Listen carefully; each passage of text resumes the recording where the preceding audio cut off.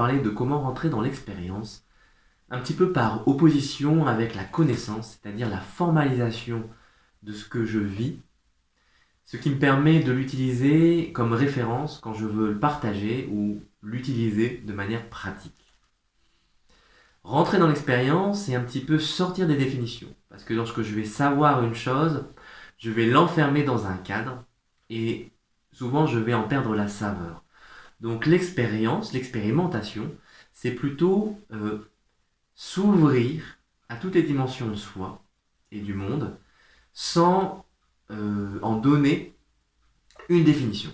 Donc je ne vais pas essayer de comprendre, mais plutôt d'intégrer dans tout ce qui me constitue, dans toutes les énergies qui me sollicitent, et je vais simplement le vivre dans le moment, sans ajouter une référence. Et c'est ça qui est un petit peu difficile, c'est lorsque je connais déjà quelque chose, par exemple quand je rencontre une personne qui m'est familière, je vais projeter tout un ensemble d'a priori, de conception sur cette personne, et du coup ça va peut-être m'empêcher, ça va filtrer en fait le réel, c'est-à-dire la réalité de cette personne, de cet être à part entière.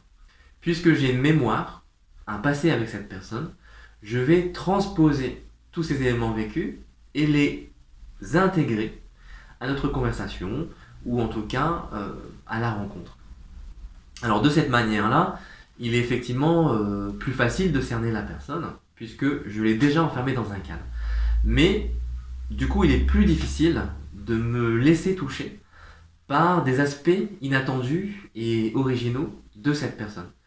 Donc je me ferme un petit peu à la découverte et je vais laisser passer en fait tout un aspect un petit peu de contact au niveau émotionnel, au niveau psychologique, au niveau mental, qui aurait pu intervenir si je n'avais pas laissé tous les filtres du passé intervenir dans la relation. Donc le travail pour rentrer dans l'expérience, c'est d'essayer de se délester un petit peu de tout l'aspect passé et donc conception, c'est-à-dire toute la projection que je peux avoir en général, et essayer de vibrer, de laisser émerger quelque chose, un petit peu comme une fleur qui éclot, un lotus qui s'ouvre. C'est laisser les choses apparaître par elles-mêmes. Les perceptions, les intuitions, les émotions, tout ceci dans un ensemble un petit peu flou, légèrement vague. Comme si j'étais en train un petit peu de rêver les choses et que du coup je n'étais pas capable de les prendre, de les saisir complètement. Il y a toujours une part qui m'échappe un petit peu. Et en fait c'est par le fait de ne pas saisir cet ensemble, mais de le laisser exister par lui-même, que je vis vivre l'expérience de manière la plus complète possible. Et c'est vraiment ça, rentrer dans l'expérience, c'est en fait lâcher un petit peu, lâcher la bride un petit peu à toutes ces émotions, toutes ces pensées, toutes ces formes qui vont apparaître. Peut-être que j'aurai un petit peu tendance à les rapprocher de mon imaginaire, c'est-à-dire de tout ce qui personnellement me touche, mais c'est normal en fait, parce qu'on a du mal, on a besoin de références et on a du mal à tout lâcher. Mais par contre, essayer de ne pas forcer le trait, de ne pas essayer de dessiner des choses que je connais pour pouvoir le rapprocher de mon univers personnel. C'est vraiment dans cette rencontre, laisser l'autre exister complètement et lui permettre d'ouvrir une fenêtre sur l'inconnu, sur quelque chose en tout cas de nouveau. Et donc, le fait de lâcher un petit peu tout ça, ça va faire émerger des énergies, des choses peut-être tout à fait surprenantes.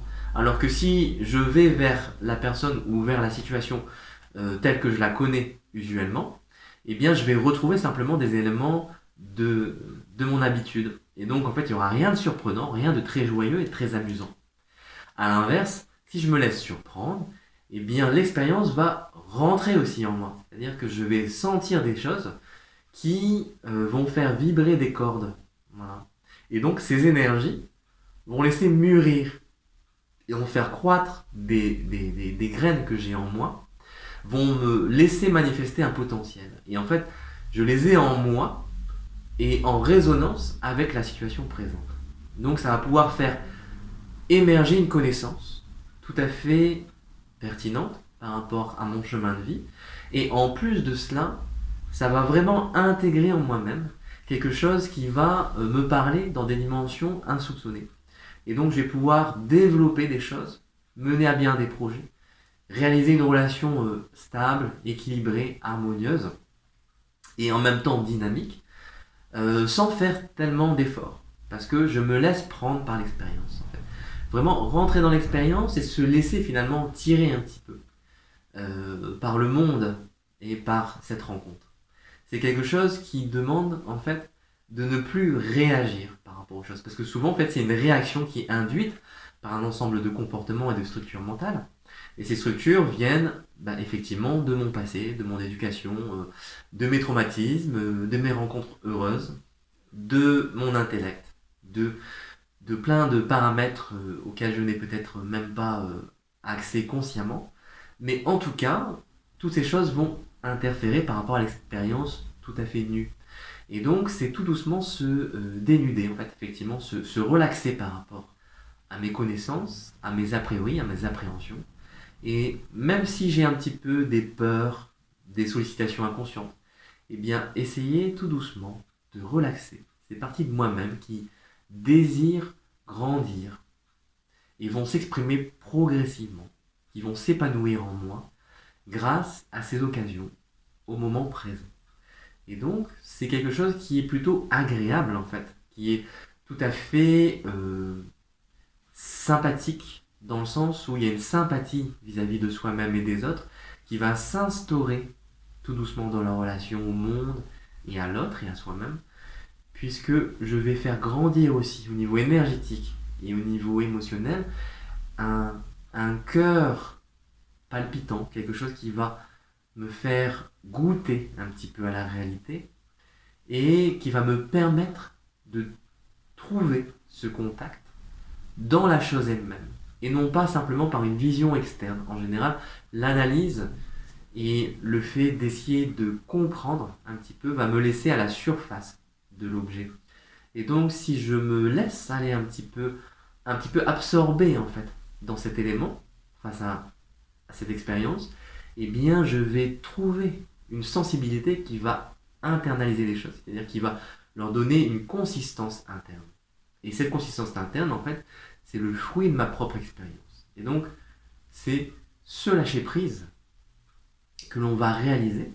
Mais en fait, qui dit lâcher prise dit simplement existence. C'est être à part entière et ne plus seulement fabriquer une substance, une consistance au monde. C'est se laisser goûter par l'univers, se laisser manger, absorber complètement, digérer dans ce monde, dans cette réalité, et un petit peu recracher comme ça, de manière à me délester, m'épurer en fait, me nettoyer de toutes ces cristallisations, de toutes ces fixations qui m'empêchent de voir les choses, de vivre les choses telles qu'elles sont.